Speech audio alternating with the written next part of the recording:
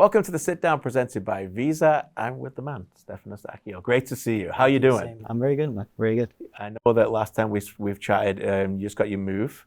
Yeah.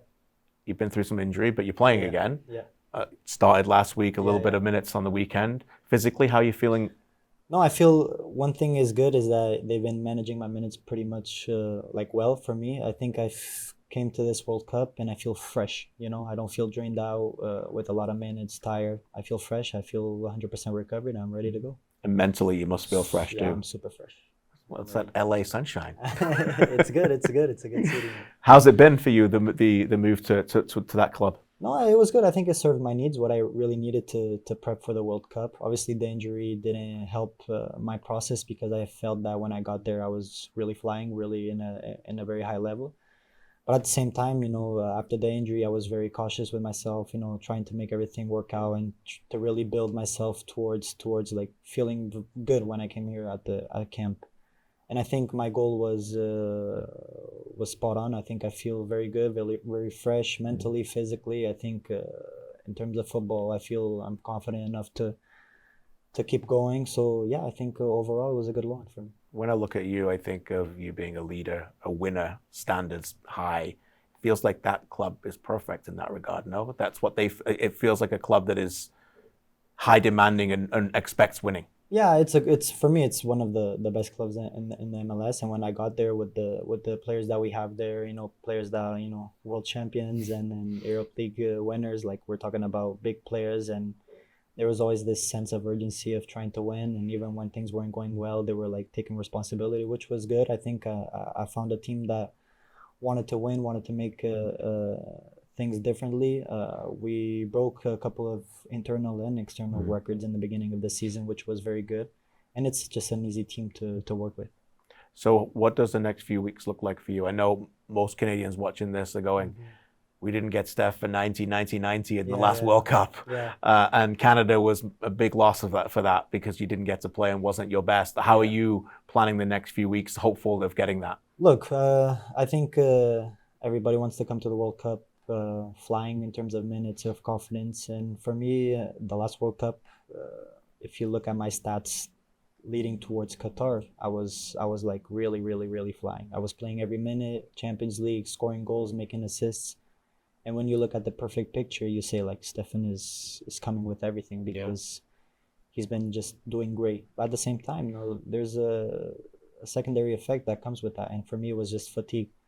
So 4 years later, I think the players have to be a little bit smarter. And I feel like now I come to this stage, fresh mentally, fresh physically, ready to go. And hopefully, at the time I had made like 1.5 games, which is the first game in the first half against Croatia. And now I feel like I can go all the way without any injuries. I'm smarter. I know my body more. And yeah, as I said, I'm not drained out with the minutes. So it was good. You're a football nut, and obviously the World Cup is the pinnacle. And how special is this going to be for you?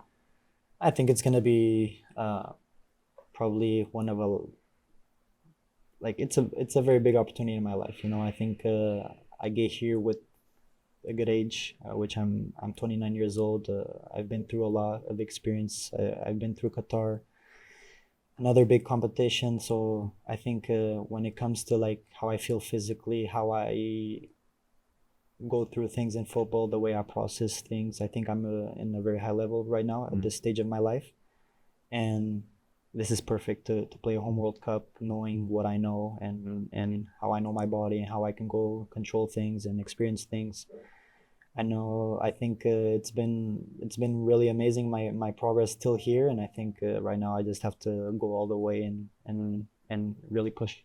You and I have spoke about the lessons you learned last time in Qatar, the importance of that first game in particular. But as a leadership group, I know that you met with Jesse here last night, and he's talked a little bit about the experiences that you've had about, in his words, he wasn't there, but maybe playing the games a little bit more than the occasion. Is that fair? Is that something that this team is ready now, a little bit more mature to do and not get caught up in what is going to be obviously a euphoric atmosphere? For sure. Yeah, I think the fact that in Qatar we went through qualification, and I think we qualified against Jamaica in March. So you're expecting something, and it happens in March, and then you just have like 2 months, and then you get there, and it's like Qatar was amazing. Being able to get to the hotel, everybody is cheering for you, and when you get to that Belgium game and you're like, oh, there's not going to be many Canadians here, and then you look at the stands, and there was. I mean, I think overall we played pretty well, but at the same time, this tournament, this specific one at home, we know we're going to play it like since 4 years ago or 3 years ago. So I think that progress of making it to the World Cup was a little bit more controlled, more calm. And as Jesse said, and well, I think we just have to go play by play and game by game. It's gonna be the first game is gonna be in Toronto, which we've been playing there since forever. So I think the fact that we are in a locker room that we know, the tunnel that we know, playing in a pitch that we know, the only difference is probably gonna be the stands, which are gonna be way more fuller of people. But at the same time, it's a stadium that we know. We've been there. We've been through that process before. So we just have to do the same thing we've been doing before. And I think that's way easier for us. It very clears our mind on what we have to do. So yeah, and I think everybody hit a level of maturity. We're different now. We're a different play. So it was good. I want to ask you a bit, drill down on that answer, which I think is a fascinating one as a pro athlete mentality. The country is full of expectation right now. Everyone's talking about all 3 games. What can they get? Where they're going to finish in the group? What points are they going to get? You said one thing there where game by game. For you, how did you learn to do that? And is it strictly just on Bosnia-Herzegovina right now for you? Yeah, I think Bosnia is the main target right now. Obviously, because it's the first game. When there's the first game, there can be a little bit of more anxiety. I've been reading a couple of comments where people say that it's mandatory to get out of the group. Obviously, it's mandatory because that's what we want, but it's a tough group. Mm-hmm. And I want to say that because Bosnia, they're fighters. Qatar, obviously, they're a tough team. When it comes to Switzerland, everybody knows their quality, and it's a European team. I mean, it's a very balanced and hard group. Obviously, Qatar was harder at the time, but at the same time, like, let's not be naive. We still have to work very hard. Bosnia is having the same mentality as us, which is a golden opportunity for them to do something. Qatar as well. I mean, Switzerland want to do something. They all look at the group knowing that anybody can pass. Yeah.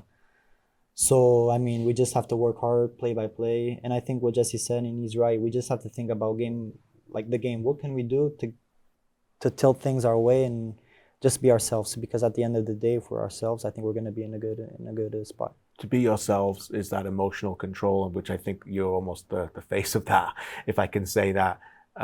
How has that journey been as a leader of this team to see through Copa America, through Gold Cup, that this team has got that level of emotional intelligence now that doesn't go too high? Yeah, I think we've been through some experiences that made us, pretty mature. I think at the same time, for me, Copa America was probably one of the biggest experiences of my life because we played a very big tournament against very good teams away. I think every game we played in the Copa America, we were playing basically away against 60, 70, 80,000 people. And we did good.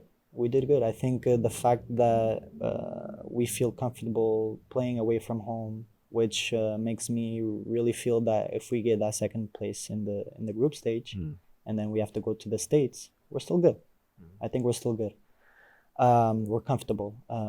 So yeah, I think going through that tournament really helped us a lot to really understand, like, okay, this is a big stretch. This was 2 years ago, but at the same time, I feel like this tournament we have still more options on the bench. So I think it's gonna be very good.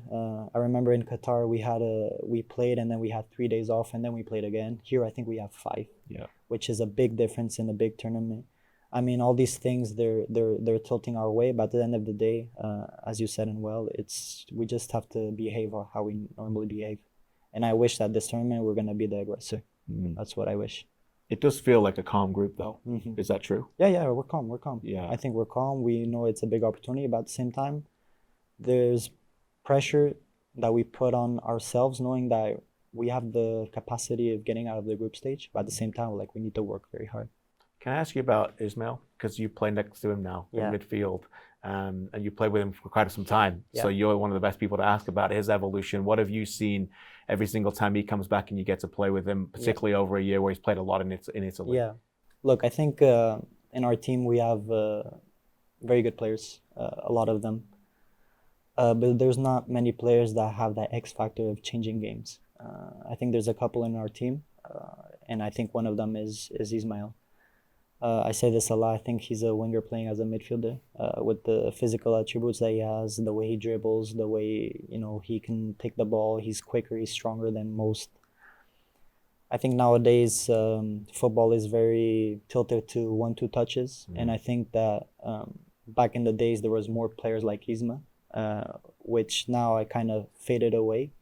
And the fact that he in our team does what other midfielders don't really makes the game, we can put the game on our terms, because in moments of pressure where you have to dribble somebody or you have to take the ball forward, I think he's the guy that can do that perfectly for us. So yeah, I'm very happy with his progress. I think he grew a lot. I think Jesse as well, grabbed his hand in a way that, like, this guy is different and I really want to push him because I know he can be a difference maker in our team. And I agree with him 100%. Like, for me, Isma, he's very humble as well. It's easy to work with, easy to play with now. Before, probably not. I was a little bit on him, but like now he's very mature. He knows what to do. And I've been very happy with his progress, especially in Sassuolo. And I think he has another gear that he can step it up. Canada, certainly excited to see the pair of you in midfield. It's getting close for a kid in Leamington who went back to Portugal and watched Portugal play in a lot of World Cups. Yeah. The World Cups have been everything for you and your family. Is this feel real now? This is exciting. I mean, I see your pictures on posters and going to supermarkets, and this is cool, no? It's cool. It's cool. I think the fact that, when you grow up and you're a football player, I think it's the biggest tournament, together with the Champions League of Europe. I think it's the biggest tournament there is. I mean, a lot of people doubted my decision in the beginning by choosing Canada, but now I'm going through my second World Cup, and especially at home, I think I made a very good and smart decision. At the end of the day, it's not about tournaments. Obviously, when I retire, I'm going to look at the World Cups I played and everything, but just the group of guys I was able to meet and the people I work with, Jesse, the staff, and Greg and all the medical staff. I think it's just, I'm very blessed to be part of something so big. I think you as well as a reporter. I think it's a very special moment for us, and we just have to take advantage of it. It's very special. This. It was also very special, that moment when I was in the stands in Orlando and you finally ran on the field. And I was like, Canada's got a transformational player here. I talked about your face being everywhere. Have you seen this little Ballers figure? Have you got one of these of yourself? Yeah, I have it. You have it? I have it. I brought one. Oh, that's amazing. I don't have one here. I don't know. I don't have one of you, but I brought one to see. You think if we can get you? Oh, that would be So these, for everyone who knows, and I'm not sponsored by them, I bought them myself, are FIFA Ballers. Yeah. And we collect them. And like little boys out there in Canada are collecting figures of you guys. Stickers and cards of you. Like, that's pretty special, Let's no? stop. Yeah, right? So this is the Ballers. And I thought, well, if we can get a little Eustáquio in here, I don't know if you want to open up one. I think you might. Crack it open. And I definitely haven't fixed it. There's a wrapper in there. It's okay. So let's see who you want to get. Let's see who you want. But no, probably 99% is going to be me. 1 in a 33 chance, I heard. So this is Edson Alvarez, okay. number 4. Okay.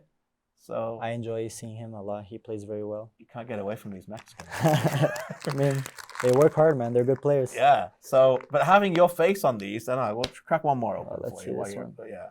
Let me put Edson here on. There you go. With all respect. Are you as a kid from Leamington, as a humble man? Like, is this pretty cool to see when kids are collecting this kind of stuff? Yeah. All my friends, they send me pictures about all my figurines. So, yeah, it's pretty nice. There you go. Oh, what have we got out here? Musiala. Okay. This is another baller. There you go. Fonzie's friend. There you go. I'll save it for you, Fonzie. So there you go. You give it to Fonzie. So that's nice, man. But no, I didn't get Stefan Eustáquio. But if we do get him as a baller, we'll crack it open. Sure. He definitely, whether we pick him or not, this is a baller for Canada. Thank you. I can't thank you enough, my friend. Thank you. I appreciate it. All the best. We'll see you at the World Cup, okay? Thank you.